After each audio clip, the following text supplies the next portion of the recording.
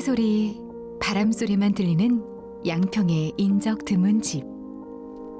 이곳에 만다라, 풍적, 국수 등 걸출한 작품으로 문학계의 한 획을 그은 작가 김성동 씨가 살고 있습니다. 서리가 내린 양 머리카락이 하얗게 쇠인 백발의 모습이지만 눈빛만큼은 세상을 꿰뚫는 듯 날카롭습니다. 소설의 시대로 일컬어지던 1970년대 끝자락인 1979년에 세상에 내놓은 만다라로 문단과 독자들의 마음을 사로잡았던 작가 김성동 씨를 만나봅니다.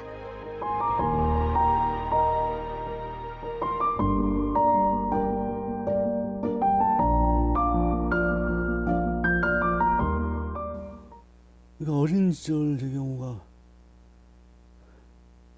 1958년 12살 때 국민학교 5학년 때 대전으로 할아버지 손 붙잡혀서 옮겼죠. 고향에서. 근데 저는 어렸을 때 기억이 뭐냐면 내 옆에는 늘 어머니가 안 계셨다는 거. 그래서 잠깐 보였다가 또 사라지고. 근데 이제 어른들은 어디 뭐 먼데 가서 뭐 무슨 일을 한다는 저런 얘기를 이제 저를 속인 거죠. 나중에 철이 들고서 알았던 게 이제 뭐 소설에도 다 제가 썼기 때문에 어머니가 형무소에 계셨다는 거. 형무소에 계셨다는 게 무슨 뭐 이상한 범죄를 저지르는 게 아니고 아버지 따라서 일제 말 독립운동을 하셨고 해방 직후에 소위 사회운동을 하셨던 그 여성운동가였죠. 그래서 근데 여러 차례 이제 징역을 사셨고 그래서 나한테 왜 옆에 어머니가 없나? 또 아버지 물론이고 아버지도 안 계시고 그것이 이제 나를 문학 길로 가게 된 하나의 저거가 됐죠. 의문. 그리고 이제 아버지도 알고 나서는 아버지 왜 이렇게 일찍 돌아가셨는가? 사람은 왜 죽는가? 또 자의가 아닌 타의로서 왜 죽임을 당하는가 하는 문제. 불교에서 말하는 소위 화두가 된 거죠. 그래서 그걸 생각하다 보니까 점점 우리 이제 피 어린 현대사, 우리 역사, 거슬러서 우리 근대사를 알게 됐고, 그것이 내 이제 문학에 말하면 문학의 화두가 된 거죠. 죽음이라는 거. 사람은 왜 죽어야 하는가. 또 왜 말하면 그 식구들 곁을 떠나야 되는가. 그럼 어디로 가는가. 풀리지 않은 그 의문, 그에 대한 해답을 찾아가는 것이 바로 문학이라고 생각하는 거죠. 전 말하면 증이 없는 사람, 증명서가. 그래서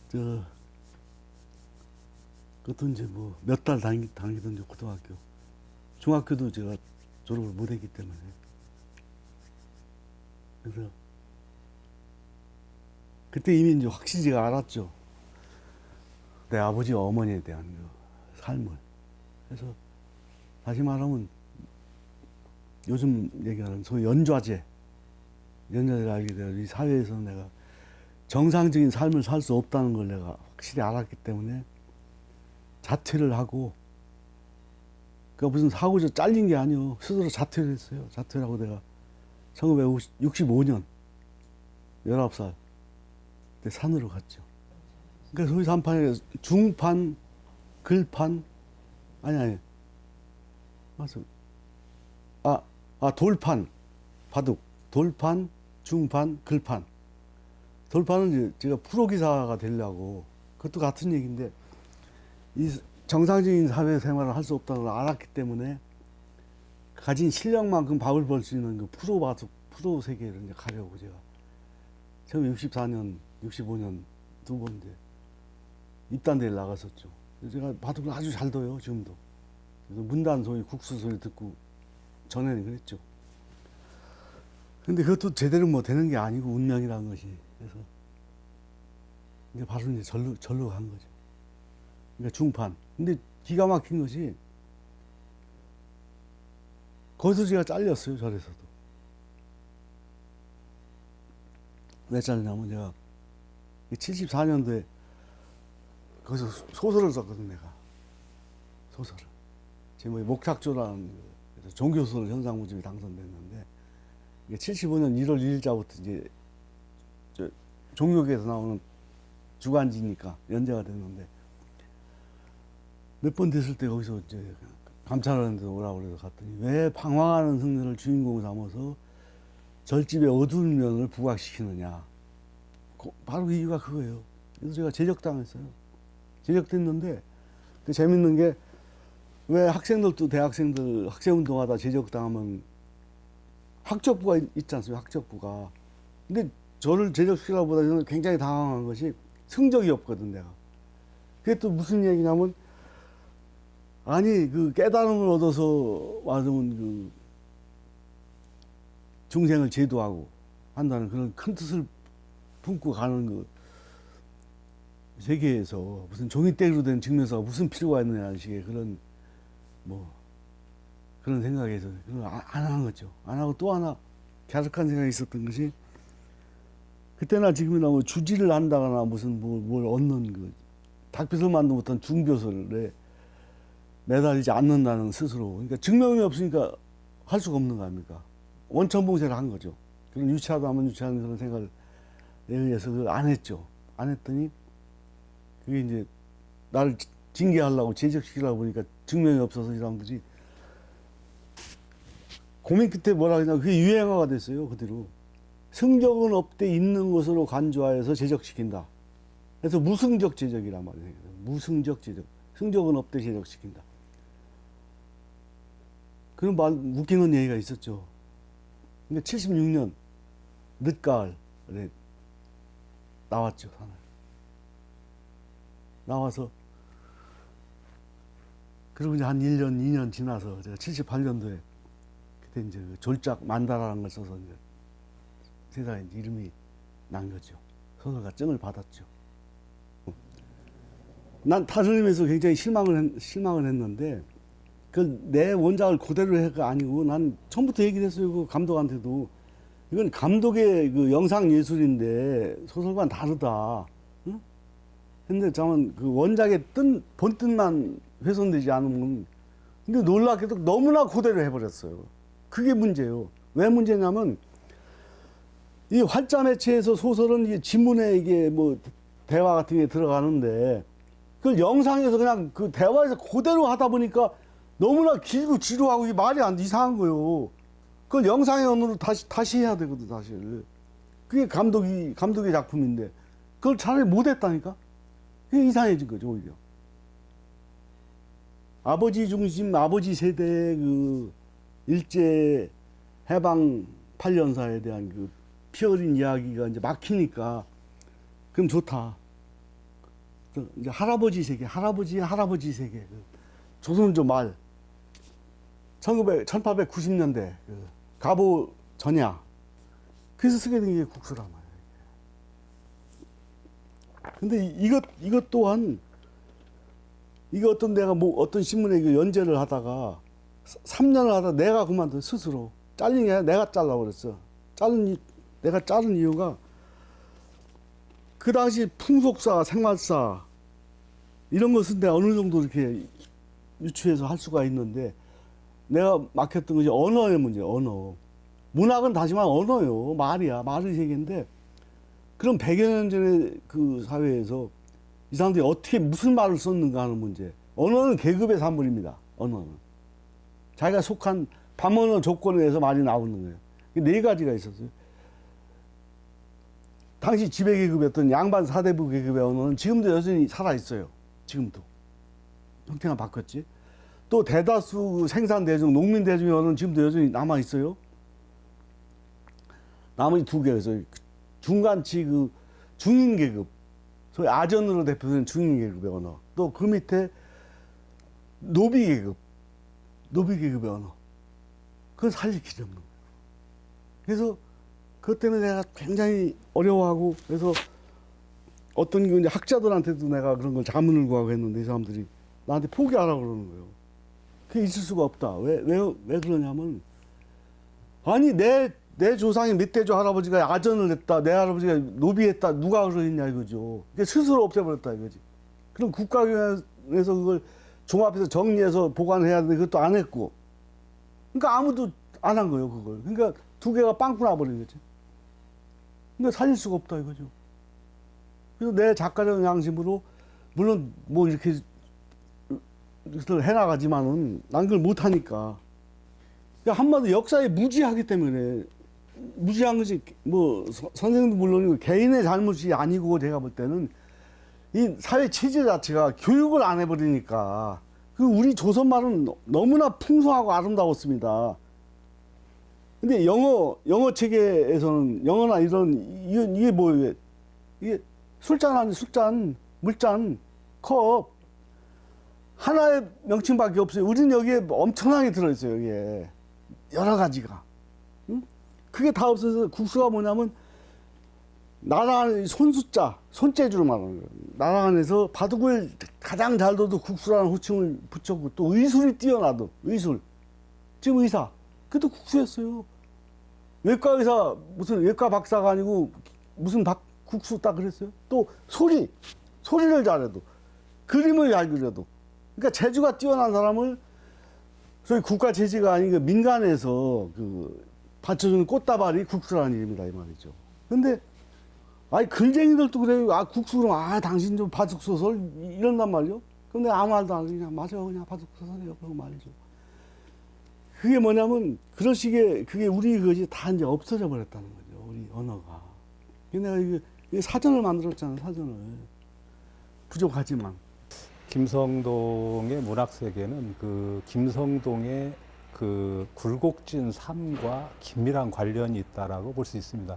그래서 흔히들 김성동을 구도의 작가다. 그래서 어떤 진리를 추구하는, 그래서 흔히 뭐 만다라를 위시한 어떤 종교 소설을 쓴 작가로 이렇게 이해들을 많이 하는데, 구도적인 작가라기보다는 자기 삶에 대한 의미를 찾아가는, 또 더 구체적으로 말한다면은 자기 아버지의 죽음에 대한, 또 자기 아버지의 삶, 또 어머니의 삶에 대한 그 의미, 그것이 의미가 있다라는 걸 입증해내는. 그래서 그 김성동의 문학은 사실은 보면은 자전적인 소설이라고 볼 수가 있습니다. 그래서 우리는 이제 허구라고 생각을 하지만 사실은 다큐에 가깝다라고 볼 수가 있습니다. 그래서 자기 존재, 또 자기 가족의 존재 의미, 또 우리 사회에서의 그 변방인으로서의 삶이 꼭 무의미한 것은 아니었다. 의미 있는 삶인데 변방으로 밀려난 것에 대한 그런 어떤 저항, 항거, 이런 것의 의미라고 볼 수가 있습니다. 흔히 그 김성동을 이제 불교 작가로 많이들 보고 있죠. 그렇게 된 원인은 이제 김성동의 출세작이 만다라였고, 또 만다라가 그 임권택 감독에 의해 가지고 영화로 만들어지고, 그래서 해마다 초파일이 되면 영화로 상영이 되고, 또 CNN에서 선정한 아시아 10대 영화 중에 하나가 우리나라 영화로는 유일하게 만다라입니다. 그래서 이제 그런 대중성을 띠다 보니까 또 본인이 10여 년 그 승려 생활을 했기 때문에, 그래서 이제 불교적인 그런 인물로 많이 보는데요. 사실은 가까이에서 보면은 유교적인 그런 선비의식이 강한 그런 분이라고 볼 수가 있습니다. 그러니까 사실은 생활 속에서는 어떤 그 선비로서의 지조, 또 어떤 선비로서의 그 고결한 정신, 자세, 이런 걸 간직한 그런 분이라고 볼 수 있습니다. 이를테면 예를 든다면 그 누구 이제 지인의 집에 찾아가면은 옛날 어른들은 육간이 어디냐고 찾죠. 선물로 꼭 고기 한 칼이라도 이렇게 사가지고 가는. 그래서 이제 밤늦게 술 마시고 어디 육간 문 열은 데 없냐, 정육점 없느냐, 이걸 찾죠. 물론 없습니다만은 그럴 정도로 그런 그 유교적인 선비의식이 강한 그런 분이라고 볼 수가 있습니다. 김성동 작가는 8.15 해방과 6.25 한국전쟁을 거치면서 아버지와 큰 삼촌, 외삼촌을 잃은 후 좌우 이데올로기 갈등에서 비롯한 민족사적 아픔을 자신의 작품에 반영해 왔습니다. 해방 전후부터 6.25에 이르기까지 이 땅의 억울한 희생자들의 원혼을 천도하는 소설을 써내는 게 자신의 소임이라고 생각하는 김성동 작가. 흔한 인터넷 선도 깔려있지 않은 집에서 누런 종이에 초고를 쓴 뒤 그것을 원고지에 옮겨 하루에 몇 번밖에 없는 버스를 타고 나가 우편으로 보낸다고 합니다. 정말 피 흘리는 원고가 이런 게 아닐까 생각이 듭니다. 내가 감옥 갈 일이 여러 번 있는데 난 안 갔어요.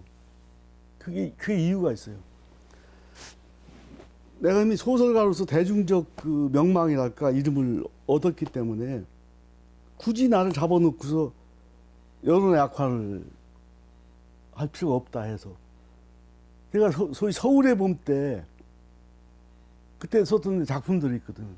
단편들. 근데 상당한 내가 주목을 받았고 또 그 연재소설의 풍적이라는 걸 쓰기 시작해서 1회를 썼는데 1회 서장 1회.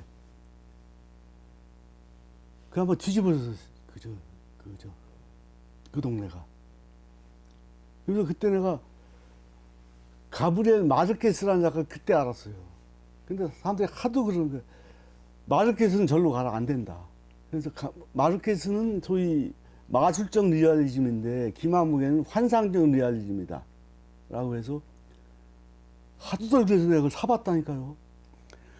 2회를 썼을까 2회분 이제 근데 서장하고 7749제 해가지고 7장에서 종장에서 이렇게 딱 마무리를 하려고 했는데 1장을 썼는데 그 서장을 썼을 때 이 사람들이 뭐 막 굉장하다고 하던 사람들이 이거 곤란하다는 거라 발표할 수가 없다. 그래서 갔더니 빨간 줄을 쫙 쳐놓고서 이거 좀 고쳐달라고. 그래서 내가 그걸 어떻게 고치냐. 그럼 당신들이 고쳐라 했더니 자기들도 어떻게 고치냐 이게 작가가 쓴 것을. 그래서 그게 개간지인데 석 달을 쉬었어요. 석 달 쉬고 나서 나오긴 나왔는데 발톱과 이빨이 다 빠져버린 거야. 문제는 거 다 빼버린 거야. 그러니까 이게 걸레가 돼버린 거지. 그리고 세 번째는 뭐 빼고 자시고 이제 그냥 그만둬버렸죠. 근데 그 어떤 신문 내 이름은 말하는데 거기서 자기들이 괜히 미안하니까 그 바둑 타이틀전 바둑 내 바둑 잘 두니까 바둑 관전기를 써라. 그래서 그거 내가 2년간 썼잖아요. 관전기. 그것도 연재소설 개념이요. 그것도 하루에 넉 장 반이 들어가거든. 그럼 이거 요새는 뭐 컴퓨터로 하지만 그때는 가위로 오래 숫자 딱 풀로 붙여가지고 기보 만들고 또 관전기 쓰고 해서 그러다 밥 먹었죠. 그러니까 어머니가 나중에 제가 알았죠. 늘 복통, 배 아프다고 막 온 방을 막 헤매면서 그냥 했던 것이 결국 이제 그 고문 후유증으로 했던 걸 이제 나중에 내가 알았죠. 그래서 내가 할 수 있는 건 뭐 돈이 없으니까 아무것도. 그러니까 내가 진짜 그 이날 장기장에다가 내가 써서 지금 아마 한 200장, 한 550장 정도 썼는데 이게 또 리얼리즘인 것이 주인공이 서울로 가는 데까지 쓰고 나서는 딱 중단될 수밖에 없는 게 서울을 내가 가보지 않았으니까 묘사할 수가 없잖아요. 우선 어떻게 나가는지 이게 그 사실성에서 내가 딱 막히니까 이게 묘한 거지. 소설이 허구 픽션인데도 불구하고 거짓말을 하면 안 된단 말이죠. 어떤 필연적인 그 관계가 있어야지. 그러니까 공상에 대해서는 안 되거든. 상상과 공상은 다르단 말이죠. 그래서 그때 난 이미 그 소위 리얼리즘이라는 걸 알았던 거죠. 말하자면. 그때 국민학교 강연 때. 근데 그걸 어머니 위로한다고 낭송을 했더니 막 그 와중에도 식은다 같이 흘리면서도 삐시시 이제 그 살풋음을 하시면서 미소가 아니요. 미소는 왜 말이요. 살풋 웃으면서 그 방부를 한디 비슷한디 그게 누구 얘기요? 근데 그때 이미 나는 문학의 핵심을 알았던 거죠. 아, 문학이라는 것이 아니 고통스럽고 맞으면 그 슬픈 사람들을 이렇게 위자해주는 것이 있다는 거. 그러니까 내 사실은 내 삶 자체가 그야말로 소설적이에요, 사실은. 내 삶 자체가. 그게 좋은 것이. 그러니까 필연적으로 문학을 만나고 또 문학에서 말하면 그 뭐 수지 맞은 것도 있고 영광을 누리기도 했지만 그 고통도 당하고 지금까지도 이어진. 그래서 그죠. 근데 그 지금 요즘 바뀌어가지고 문학이라는 것은 그야말로 패자의 기록인데 패자. 승자의 기록은 아니요. 승자를 뭐하러 왜 문학을 해? 그 내가 여기 있잖아. 배고프고 외롭고 그리웠다. 그 세 가지 한 문장으로 하면 견디스럽게 배가 고파서. 근데 더 힘든 것은 외로움이었다는 거. 그 고독감. 근데 더보다 어려운 것은 그리움이라는 거. 누군가 올 것 같은 거. 끝없이 기다리는 거. 산문에 기대서 절에서도. 그래서 그러니까 자기한테 가장 아픈 걸 얘기하는 것인데 아픈 거. 가장 아픈 부분. 그걸 이제 뭐라고 뭐 딱 교조적으로 말할 수는 없겠죠. 근데 사람마다 누가 그걸 가지고 있으니까. 가장 아픈 부분. 그것이 다만 이제 보편성을 얻어야 되는 보편성. 혼자만이 가지고 있는 이상한 게 아니라 보편적인 거. 그러니까 당연히 내 경우는 이제 민족사적인 걸로 갈 수밖에 없었고, 응? 대부분의 사람들이 겪었지만 감히 이야기도 못하는 걸 내가 대신 할 수밖에 없었고, 그런 게 되겠죠. 근데 근래 경우는 내가, 근데 근래 작가도 보긴 보지만 제대로 못 읽겠는 것이, 나 그때만 해도 시리는데 말만 해도 그 소위 저 자연 풍광에 대한 묘사 그거였어요. 그 실력을 잴 수 있는 것이. 근데 그 체험 자체가 지금 없으니까 묘사가 없잖아요. 묘사가. 특히 자연 묘사가.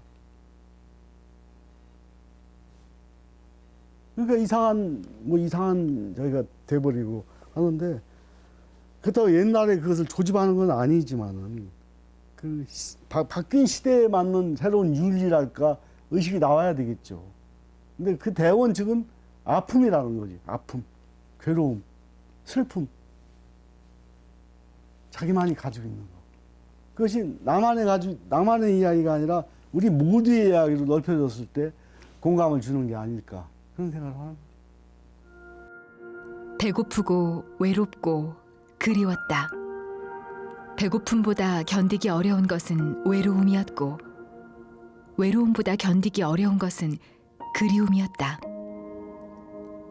그리움을 찾아가는 배고프고 외로운 가시밭길이 문학이었다. 김성동 작가가 한 문학상 시상식에서 수상을 한 후 육필로 꾹꾹 눌러 담은 수상 소감을 옮겨봤습니다. 예술의 이름으로, 문학의 이름으로, 작가의 이름으로 나름의 철저한 몸부림으로 써내려간 그의 작품은 길을 잃은 사람에게는 새 길을 내어주고, 마음의 상처에는 치유의 약이 되는 거부할 수 없는 운명인 것 같습니다.